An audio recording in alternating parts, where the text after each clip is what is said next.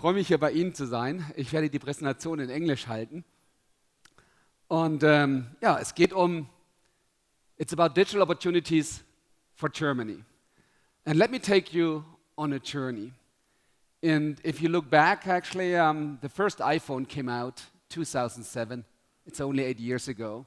And if you look what's happened today, we are living actually, we are in an area of living services. Most likely, you looked at your smartphone before you go out of bed, or you got out of bed this morning. You know, there's a poll that 80% of the people who have a smartphone look at it before they get out of bed. And then the smartphone is with the people all day long. And if you look what we are able to do with these little devices today, we are able to manage our homes in all the situations. And I'll give you one example. When the iPhone came out in 2007, I lived in Summit, New Jersey, next to New York. And 2008, September, Lehman Brothers went bankrupt. And within 1 month, the real estate business in the US had an application out that, and the Lehman Brothers crisis really didn't arrive that much in Germany. It did arrive in the suburbs of New York. Every third house in my street, every third house was in the foreclosure. Basically, was being auctioned off by the bank. And within 1 month, there was an app on the smartphone that I could look at a house, standing in front of the house which was being in the foreclosure. I know who owns the house. I know what the person paid. I know how much, so the last selling price. I know how much money the bank was borrowing. I didn't know what the minimum offer the bank would accept. And the information was available if the owner moved out of the house already or not. And the foreclosure date. I said, well, you know, that's big data in action. Not conceivable in our market, very simple to pull together, 2008. You know, and it was an app pulled together within 1 month of the real estate industry. If you look at today, we manage our daily lives with a lot of apps. The social media, you know, I have a WhatsApp group for my son, for the soccer club of my son, he's 12. We have a family group with my families, you know. If you don't have a relationship, you know, maybe you have Tinder, or you find your relationship on Parship. That's a part of the living service. You know, if you look at the cars, many people, if you go and buy a car today, most likely you have configured the car on the internet or with an app before you go in the dealership. What we experience, some of the dealers are our customers. The dealers say, you know, typically it took 5 visits to buy a car in the past. Normally it takes one visit of the customer. He comes in, he knows what he wants. If you don't have it, he's out and gone. That's change coming. We do our shopping on the internet, you know, we book our travel. Now we look after our bodies with all the Fitbits. If you look at the Fitbit IPO last week, or the Jawbones, or the Apple Health, the Apple Watch with the Helps applications. We look at our jobs. We market ourselves on LinkedIn or Xing. We do our education, and we do the education of our kids on the internet. My kids go to an international school, they have everything on Haiku, and we start to really look at our cities. If you open up the Google Maps, you see the traffic congestions. You know, our lives have changed in the last 8 years. And basically, living services means you have little apps which you use, and behind the little apps is someone who really understands you, who has your data, who basically has a lot of analytics and is able to be very attractive for you because he makes it up to the top of your attention. That's what's going on. Not new. It's becoming stronger every day, and you see already all the building blocks behind there. Personalization, the customer is me, not somebody else. It's all about me, what I want as a person. It's about somebody who understands me and somebody who has the right analytics and the right algorithms to find attractive solutions for me. And if I look at our customers, go one back, that was too fast. If I look at at our customers at Accenture, you know, they are the big giants. Here's an example from a North American retailer who basically spent a lot of money to profile the retail customers to understand the individual person, who made sure the customer that he and his brand and his products would be present on the apps, on the internet, and the numbers, which are the return on investment, are amazing. You know, so retail has transformed, and so has transformed basically the music, the media, and the video business. Another customer result, we have created at Accenture a video platform, and which is used by the telco providers, and basically hundreds of millions of videos of revenue going through the video platforms in several countries now. And how does it work? Same principle. We know the individual, we know his preferences. Whatever he likes comes up, and basically the people who understand the customer best make the money. That has happened, but it hasn't happened so much in the German core industries. If you look at our industries, that's hardcore stuff. You know, we manufacture, we have the factories, we have the tin and the steels and the machinery, and we have the supply chains. We have the less sexy and the more difficult stuff. And the real question which is out there, will we see an area of services which will change our more manufacturing-oriented business in exactly the same way than we saw the consumer business changes? All these apps I just talked about, which are part of your living services, you know, there are big companies behind there which probably didn't exist 8 years ago or had a very small size. They completely disrupted the market. So if you look at our German core industries, will the same happen to us? Or are these industries immune because they are so complicated and they are so closed that basically the outside aggregators will not be able to break in? That's a $1 million or the $1 billion question for the German industry. And then if you start reading all the big macroeconomic researches, you know, you take any consultancy and you open their industry or their specific Industry 4.0 report, it's all about big numbers, you know, hundreds of millions value to be taken, hundreds of millions savings to be realized, and and nobody tells us exactly how to do it, but if you only use industrial internet, you know, there are billions and billions of additional revenue and additional savings. Let it be in fuel cost efficiency, in vehicle utilization, and the productivity improvement in the healthcare. The numbers are big and the concepts are small. That's where we are today.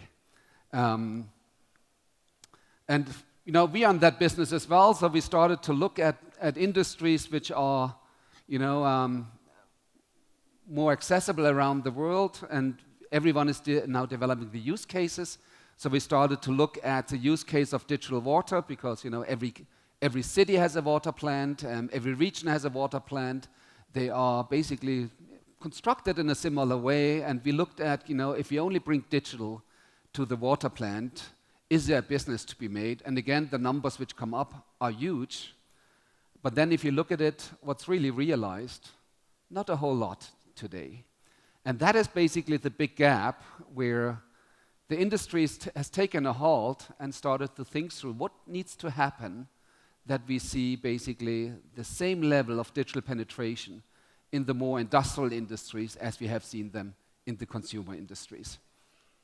What we have done, we worked with the World Economic Forum, because the World Economic Forum got interested as well and said, you know, can you help us, Accenture, to do a research? What's going to happen around the industrial internet? You know, do the research around the world. We had a series of sessions. One here in Munich, it was only in November last year, and we invited a whole bunch of machine manufacturers. And this is basically the drawing which was created during the workshop. And if you look at it, I would say it's pretty full. A lot of hot topics are in their Industry 4.0 as industrial, as the umbrella topic.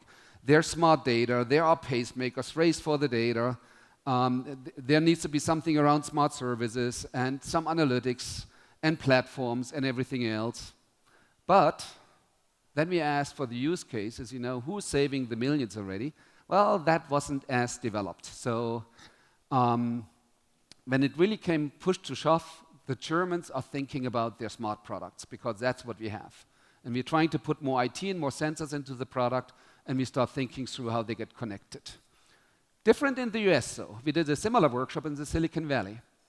And we had a larger group of software companies attending the workshop and a larger group of US-based manufacturers. And they're tackling it from a completely different side.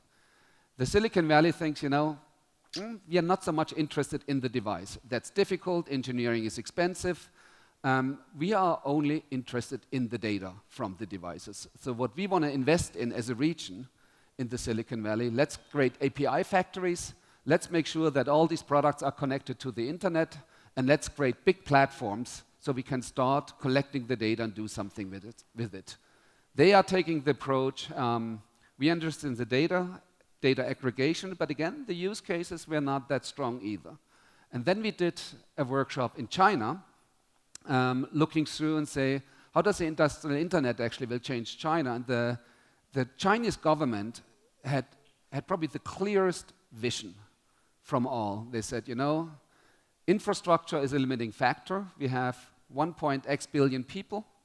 300 to 400 million people are in what we call Mittelstand today in China. The rest of the people are not. And if we only can leverage the existing infrastructure, roads, water supplies, electricity, health treatment stations, buildings, he said, the Chinese government, if we only can leverage asset utilization and basically bring on 100 million more Chinese people to the existing infrastructure by increasing the way the assets which we have built already are utilized, the industrial internet will immediately pay off for China because we have more happy voters and happy people in the country. So they had the clearest vision on actually what to do with the industrial internet because they're taking people off the poverty lane. And I think this a little bit describes where we are on the industrial side. A lot of thinking is going on, a lot of talk about the various building blocks, but the use cases are not as robust as we probably would hope, and they are clearly not as robust compared to what we have seen in the consumer side of the house. Now, Professor Kagermann, he's the author of the Industrie 4.0 report. And the report was created with Dice from Bosch, with Walzer from DFKI, and 150 companies, universities, and many other people. They got together starting in 2012, and they created the first Industry 4.0 report. And the thinking was of that report, if we only can bring digital into the factory, and if you only can apply digital concepts to the manufacturing process, we can gain, as a manufacturing country, a competitive advantage in the world. And that's really what the Industry 4.0 report is about. How can you digitize the manufacturing, the shop floor, up to the lot sizes of one, so make it very flexible, up to the idea that the intelligent product basically finds its own way through the manufacturing street. Kagermann then called me and said, Riemensperger, can we find some use cases? Because you're with Accenture, you are around the world. Can you find use cases for the Industry 4.0 ideas? And the first thing we said is, let's invite all the German automotive manufacturing leads, all the guys who run the factories for the big German car companies. And we asked them about Industry 4.0, and their response was very clear. They said, first, we are using digital in our factories for 20 years. That's not really new, and we are investing more and more into digital.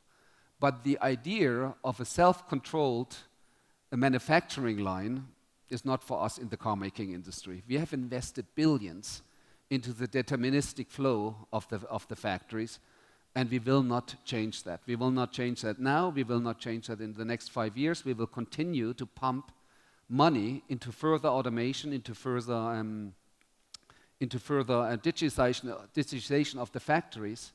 But the self-controlled factory, they felt that was a little bit out. And then we stepped back and said, maybe manufacturing doesn't cut it for Germany. So if we are already using digital in the factories, and by the way, if you look at one of the best factories which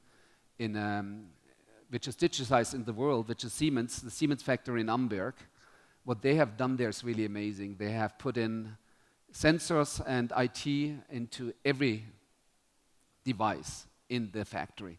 Every machine, every raw good, every pipe, every worker. They're collecting 50 million data points a day, and then they created themselves a platform and an ecosystem to basically scrub the data. And what they are doing there, they are using their suppliers to basically look at their set of data, and they're asking their suppliers to help them to improve factory performance. And if you have a power footprint, you ask your electricity people and say, what can you learn from the power footprint? And in that example, they looked at the time series of the electricity usage of the factory over 1 year. And this was probably the first time they recognized, only because they had the data, that the power supply of the factory was much lower over Christmas. Because at Christmas they had a shutdown period for 2 weeks, and they're bringing the factory down to a much lower level of idle time compared to a normal weekend. And then they said, okay, let's have Christmas every weekend. So we bring in the idle time, we bring the factory down to the lowest level possible, and that saves them millions. And they're doing that with every single metric. Reconfiguration time of the machine, fault products, the usage of gas, employee productivity.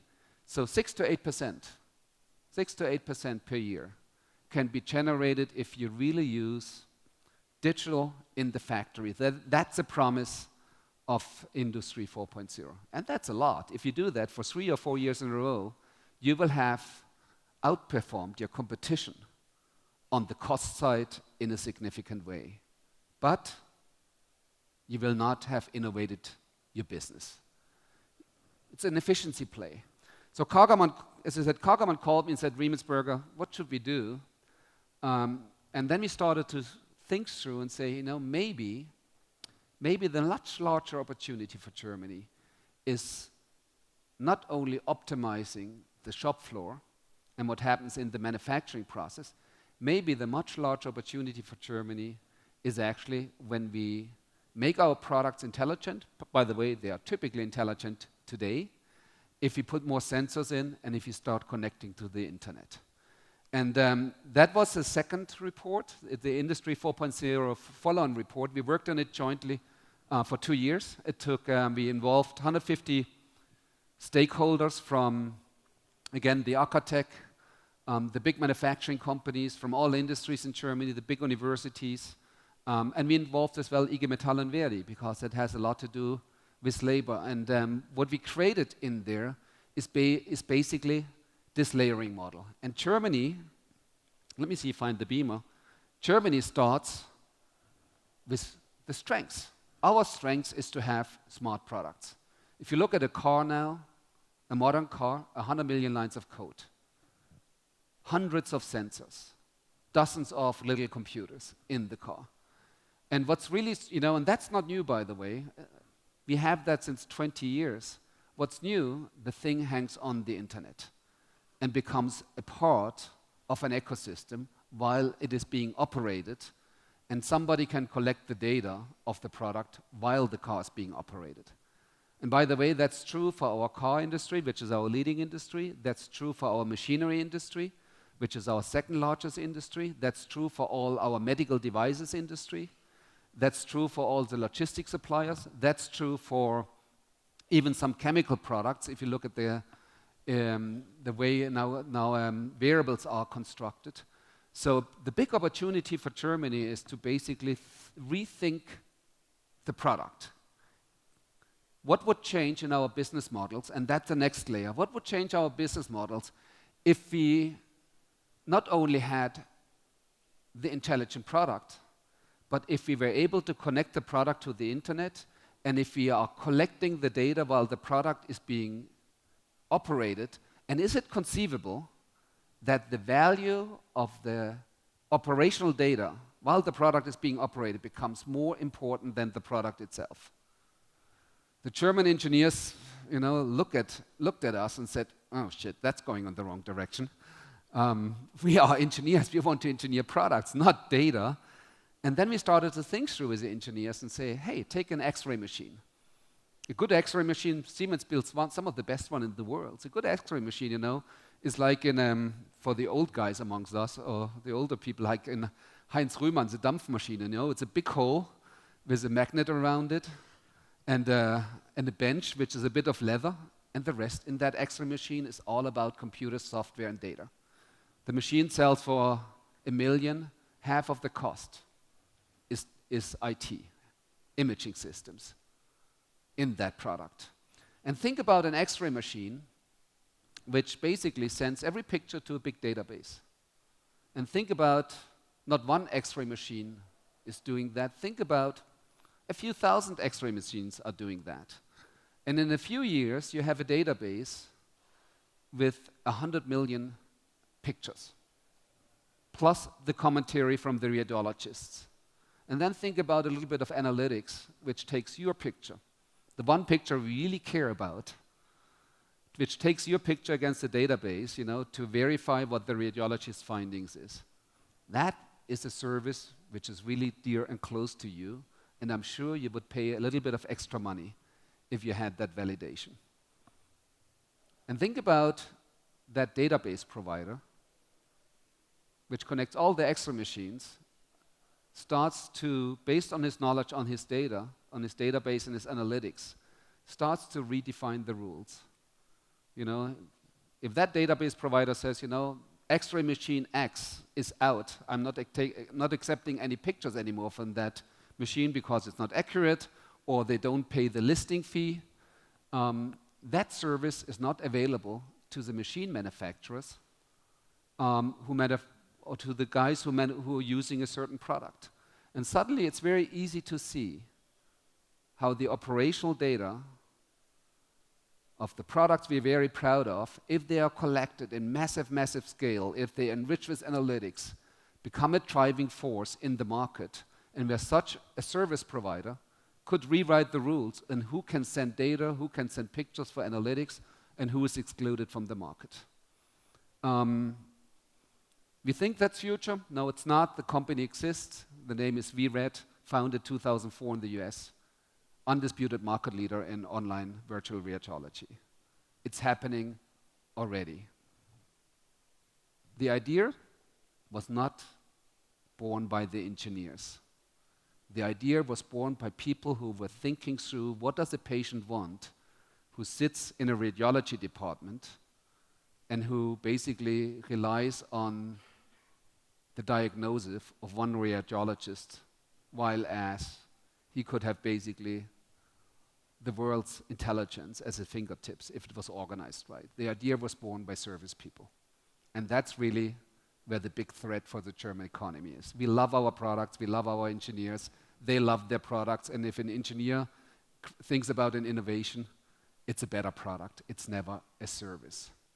And if you think through, I can give you examples for every leading German product. If you think through, there are ideas out there where the collected data for the product, our business-to-business machinery products, when the data is collected of the product while it's being operated at mass, the product data could become more important than the machine itself, or becomes a truly unique differentiator. So we have to start thinking through how we basically look at product development in Germany. Is it the next best feature in the product, or should we start thinking through if it's not product and services which are generated basically from the data while the products are being used at scale? And that's exactly what we predict will happen. We predict that many of the products will be on the internet, that the data will be collected, and then there will be aggregators. Aggregators who use different data sources to create services which are really important for the individual. And that's where the link is back to the me, not the company, but the one user of the product. And if these players start to emerge, and if they are not dominated by the German industry players, somebody will take the value out of our products. Because there's not the total value to be harvested at the end of the day is a defined amount. It's just a question how it's going to be distributed. And we concluded that in the Smart Service World research, we concluded that the next evolution of the German products needs to be platforms where we collect the data, needs to be thinking through how we can enrich the product with services which are truly unique. And in order to do that, because we are in a cyber-physical world, we are not in a world which only exists in the internet, we need to much better start to understand the last layer down there, so smart spaces. Because cyber-physical products, if you think about a car which is driven on a road, if you think about a machine which is basically mobile, or if you think a factory, if you think about a hospital room, these are cyber-physical environments where we need to exactly know where all the components are in space. We need to understand the context of the products and the data while it's being generated, and we need to basically we need to find ways how we can send back instructions into the cyber-physical world. And the complete infrastructure space will be radically redefined if we think through how do we operate products and services in real spaces. And then the last element of the vision is, what sort of people do you need? What sort of people do you need who can basically operate smart products, do the interpretation of smart data, use smart services at a physical space, and how do you reach these people? And actually that's what we concluded, and we believe that will happen. And now we started to look for proof points. Do we see proof points for the smart service world emerging out in the business-to-business industry? And before I come to the proof points, we started as well to say, how can we make sure that we keep the value? And this is a nice chart. Again, we took a reference from the consumer side of the house, and let's not be confused by the volume of data, which is at the bottom end of the chart, but let's look at the value of data. And if you look at the consumer business, the Googles, the Facebooks, the Amazons, the Tescos, the Nielsen's, they really did a superb job to take a lot of raw data and make sure that they would harvest the value. Data they didn't generate from products they don't own, but data they are able to access and basically rearrange in a way that somebody's willing to pay money for it. And what we started to look at is, where are the data monetization concepts? Where are the data monetization concepts in the business-to-business industries, in our industries, which are the leading industries in Germany? Where are the data monetization companies around mobility, around machinery, around the logistics, and around the medical devices, and who will be the player? And there was one actually very interesting and encouraging conclusion: the race is open. There is no clear winner yet, so we have a chance actually, if we start to engage in this race, we have a chance to win. And I think we concluded there are three imperatives we have to think through if we want to win the digital race in the business-to-business industries. Probably very difficult to win today in the business-to-consumer space. That's the Silicon Valley. But we have a real chance, actually, to win in the business-to-business industries if we do three things: disrupt your industry with digital services, exploit intelligent technologies to fuel innovation, and transform your workforce. And then, where are the use cases? Where are the use cases in the industrial side of the house? And we in Accenture have used this particular matrix to basically kind of pinpoint on where do transformation stories start. Are we transforming the customer experience by giving the consumer new tools? And this is what Silicon Valley has done. That's a smartphone with all the apps, which are today the living services you and I use so happily. So basically, the Silicon Valley was coming from the customer experience. Different to the German products, and smart products oriented initiatives, we will start our journey in digitalizing operations. We have done that already. Think about the car manufacturers, which are using robots and IT for many years, but we will not start the journey here. What we observe, the industry starts a journey here, and the big race is for the middle. Will the consumer-oriented guys get first into the new business models, or will the guys who have the smart products be fast enough to get into the new middle space? This is where the money is, and Silicon Valley will come from here, the German industry will come from here. It's very clear what's going on. We can observe it already today. And the examples are, let's look at Caterpillar, and I could have taken class. Everyone is digging the predictive maintenance. What we have done in Caterpillar, or what Klaas has done with their big agriculture machinery, sensors into the machine. The machines are connected. Every move of the machine is basically monitored. And then we put smart algorithms behind and say, when does the machine break? How can we do predictive maintenance? And that has a lot of values. If the equipment manufacturer offers this predictive maintenance, that means the repair shop on the ground in Australia will use Caterpillar spare parts, not third-party spare parts. Otherwise, the service is not available. So the value comes from interesting areas. Not only the downside of the machine is optimized, but the manufacturer basically has a very nice way to prescribe what sort of spare parts is used, what sort of repair shops are used, and he can basically re-engineer his value chain in a nice way, so he basically gets some of that business which is going to third parties, some of that business goes away. So digging the predictive maintenance, we see that today in many, many industries. The next evolution step is, so once you have the products connected and you have the predictive maintenance, can you rethink your business model in a better way? So can you put another value wrapper around it? We have done that with Michelin. Michelin builds tires, and a large consumer of the tires are all the fleet operators.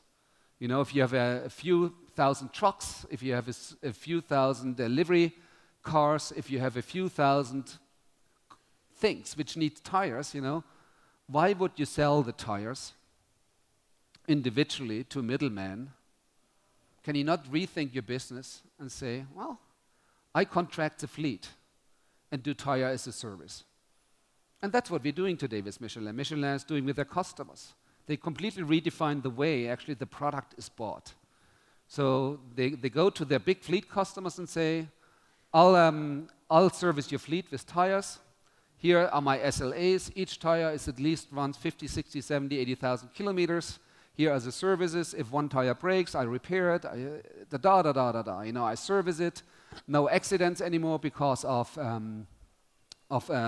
tires which haven't been exchanged on time, and so on and so forth. So suddenly you see that if you have the data and the tire pressure monitoring thing is basically the digital device to measure and monitor the status of a tire.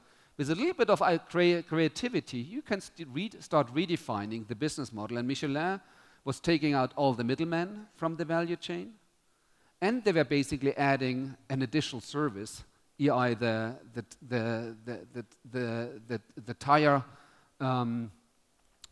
tire mechanical business, which was a nice revenue kicker. So you see already, if you are out there, you can creep up in the value chain. And that's probably what we see going to be next. Can you not sell your product? Can you lease your product with certain guarantees about the characteristics of the product, where you basically give the product away to your customers in an as-a-service mode, and the customer pays fees for that. And if you do it right, there's probably a profit kicker in doing so. Well, again, that's how we will look at this. The Silicon Valley will come from a different angle, and we see it already today. They are thinking from the consumer. And if you look at what's happening in the car industry, they say, well, at the end of the day, we don't want to build better cars. We are only building cars because the car industry is refusing to build the cars we want. That's why they're building their own cars, not because they're interested in building cars. What's going on there? At the end of the day, this is a classical lever for information. It's underutilized assets. And what's going on here is all about user experience. Think about the car advertisement 20 years ago. It was about how many valves were in the engine and how many kilowatt were in the car and how much would the brakes perform. And I tell you, my wife was never interested in any of that. And probably most other consumers either. And because the car industry didn't have anything relevant to talk about, they invented all these engineering details, and they loved to do that. What does the consumer want? The picture on the right side. We did a study on car buying behaviors. 75% of the people buy the car based on the electronics experience in the car. Can I connect my smartphone? Is there a USB thing? How seamless can I download the music? They are not interested in any technical specifications. None. And the car industry only got by this engineering-driven mindset and marketing campaigns because there was no alternative. And the engineers believed this is what cars are about. And now Silicon Valley comes in and said, no, cars are about you have a good ride, you have your pizza, or you get your work done, or you watch a movie. And you all can do that if the car drives alone, if autonomous driving is successful. And then the idea of the Silicon Valley is not to make the car cheaper. The idea is not to make it more expensive. The idea is if you lease a car today for 300-400 euros, that you will continue to lease a car for 300-400 euros. But there will be one subtle change. If that car costs 350, the profit margin is 50. That is not enough for the entertainment guys to make their profit. So what's really going on, hold the monthly lease rate fixed and drive out the cost of the car down to from 350, 250, or even 150 euros.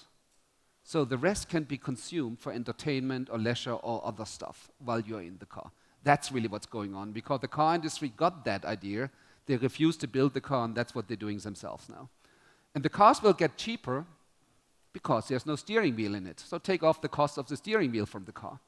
I think that will not cut it for 100 or 150 euros a month. But then, the next thing you can take out is the ABS and the EPS, the braking systems. That will be more. Then you can take out the 12 or 15 airbags in the car because you don't need them anymore.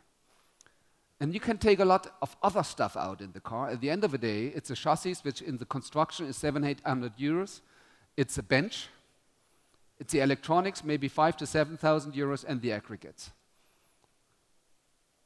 And then you have to read the mobility vision of the state of California, how such cars can be constructed and safely run on the road. And there's only one regulation change needed to make that concept successful. You need to forbid self-driven drivers, self-driven cars.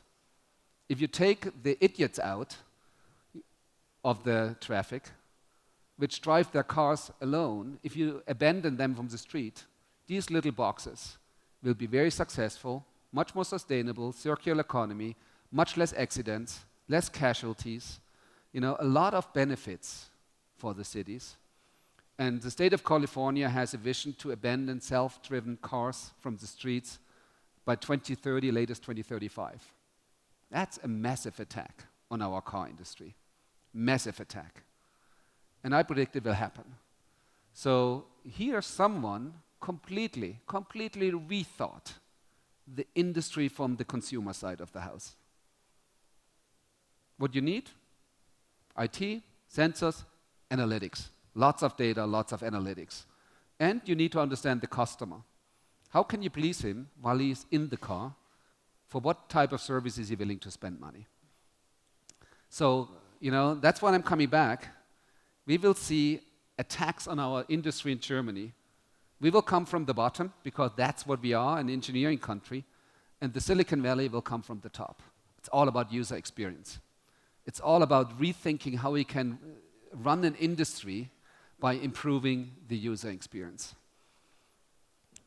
True for cars, true for medicine. The next wave of medicine will come, or the next wave from actually health transformation will come from radically re-engineered new sensors.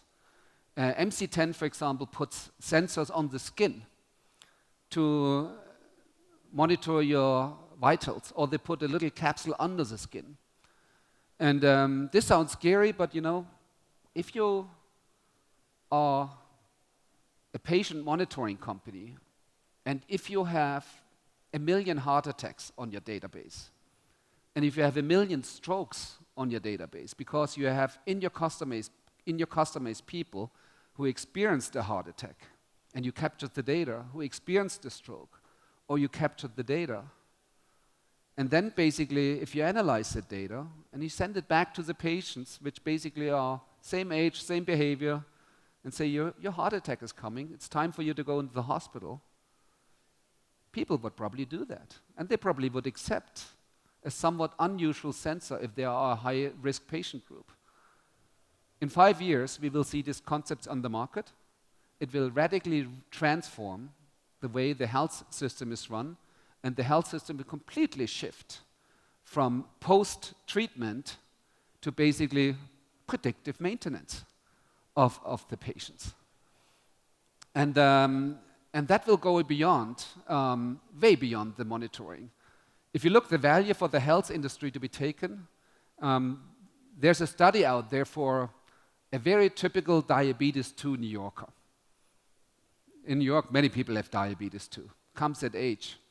Spent for diabetes $75,000. If you have the disease, $75,000 a year. $3,000 for medication. The rest is for better food, the gym, how you spend your vacation, all sorts of stuff to make sure that your diabetes doesn't get worse. This is what the health industry is behind. You know, it's going to be complete life cycle management of the health, and the money involved in that one is amazing. So new entrants are coming into that space. You know, one of the largest development areas of Nestle is healthy foods. It will only work if they get the monitor on the patient. So radical transformation of the health industry coming. All based on big data, all based on analytics. The third thing to transform, so the first one is basically rethink your product, your service, use new technologies. And the third thing, for all this to work, we have to rethink the workforce. You know, we are coming to the end of the benefits of process automation. All the money we put in ERP in the 90s and in the early 2000s has basically created the benefits it can create. And if you install the next ERP version old style, probably the additional benefit you get are very marginal. Hence, you see all ERP providers running to in-memory databases, real-time analytics. And why do they do that? It's not about the in-memory database. It's all about basically the next promise of productivity for the large corporations. It's all about workforce productivity. The third element in this game is, can I make my analytical snippets so small, and can I basically find ways to interject analytical snippets in the work, how the work is performed on a day-to-day basis? Then I can improve productivity of my workforce by a factor X. That is a big promise which is going on. And we see all the big announcements on the ERP side going online and real time, but the real value of that is basically how you get that analytical information, or what the industry calls the next best action. How do you get the next best action out to the worker? And that's something we have done with Google and Philips. We have created a multitude of visions on how can a workforce be augmented by information which is basically integrated in a seamless way in the way he works every day. That is what we're going to see as the next big trend. That is where the productivity from all the big organizations will come from. It's not from the in-memory, it's from basically getting that snippet to influence the next thing you do in your daily work life. And what we are researching on with MIT and with a few others, how can we transform the workforce for using the industrial internet? Maybe the real value from the industrial internet is not only in the product in the data of the product being used, but the way we get the product data back to the worker. And one can immediately completely rethink safety, training, the way work is audited, the way work is instructed if we have the full digital connected worker. That is the next big thing out there. And actually all the investments into analytics and big data and analytics will find their use cases, either in the way services are added to products, or in the way you enhance the productivity of your work in a way we haven't thought about. That's right now in the labs, by the way, again, in Silicon Valley. Because you don't need to be a product manufacturer to augment and to enhance the workforce productivity. Again, you need to be really good with data, you need to be really good with technology, but you don't need to be good with a product. So another way how our industry will be attacked. Again, no clear winner yet, but we have a chance to think through what that means and how we're going to start to adapt our industry processes.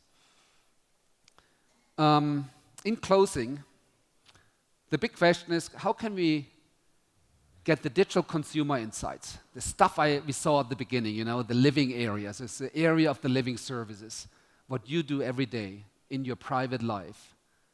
How can you get that into the business-to-business space? And we have a company in Accenture, it's called Fjord. They are design thinkers. And they are now they are thinking through a way which is basically deeply, deeply rooted in the way humans socialize. Who of you heard about the Dunbar number? Just hands up. Cool, that's a new one. Robin Dunbar was an anthropologist, a biologist. He basically researched on behavior of primates and humans in the early 20th century. And he concluded that the amount of friends you can have, typically in a social relationship, for a species is related to the size of the neocortex, basically the size of your brain. And Dunbar basically developed a Dunbar number for all the species. His number for humans is 150, confidence interval 100 to 250. And so this is probably the way you can have meaningful social relationships. Interesting enough, the average number on Facebook is around 150. Some have many more, but and then, what we are doing is okay. No, one more on this one. So 150 average size, and then Dunbar did a second thing and said, he looked at people leaving the group and said, who is really deeply sorry if somebody dies in that group? For out of the 150, when do you feel really, really sorry? What is that size you can have very, very close relationship with? His answer was 12. 150 in the relationship and 12 people you're really deeply sorry when they pass away. We have taken that concept and applied it to brand management. And we tested it and we found it's actually true.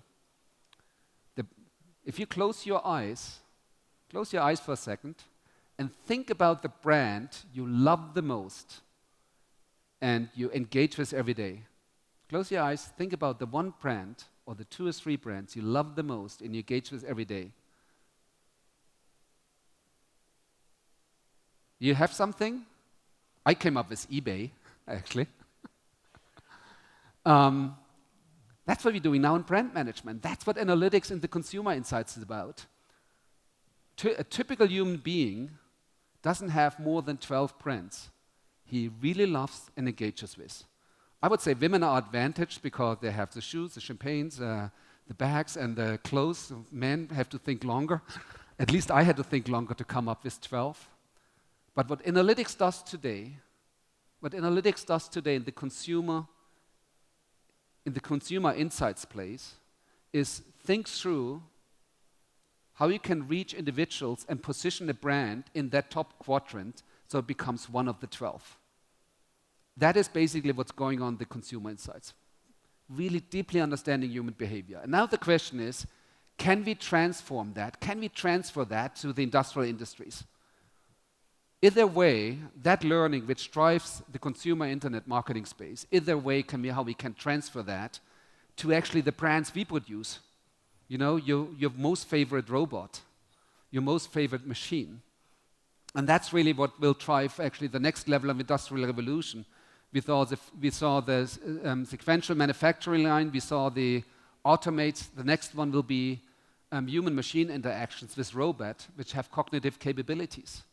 Is it conceivable that in the industrial space we will see robots which will become one of your most 12 favorite brands because you work with them every day and you love them? That actually question is being researched out there. It's real. What we are doing is we are trying to develop the analytics at Accenture for that. We created ourselves an analytics platform. And we have one framework where we're trying to develop little snippets of analytics. We started with financial services because there you need it. We did it in communications media because there's big business. But now we are, and obviously in retail, but now we are taking it to manufacturing. What are the little snippets of analytics which you can implant into a machine so the users start to look at the machine as a friend and develop basically an affection for working with the machine in a completely new way? That is what's going on in the research lab under the next wave of analytics. And I predict actually that we will see digital competition for our lead industries from the industrial Internet of Me providers. And it's, as I said, it's unclear who these will be. It could be some of the manufacturing, but it's not given. We will see an area of working services which mirrors the area of living services. And we will use these working services in our daily work life to manage our jobs, to manage our working spaces, to manage our collaboration, to manage our safety of the work, the health of the work, to manage our learning in the work. We will have personal favorite algorithms. We will have choices in algorithms just for us to do our job. We will basically have direct feedback on our own productivity. We will have basically services which increase our agility, our competitiveness, our community ecosystems, and we will have our most favorite robots. That is how the German industrial space will change. These companies haven't emerged yet, they will come. I think living here in this area, we have everything we need to be successful. We just have to do it. Thanks a lot.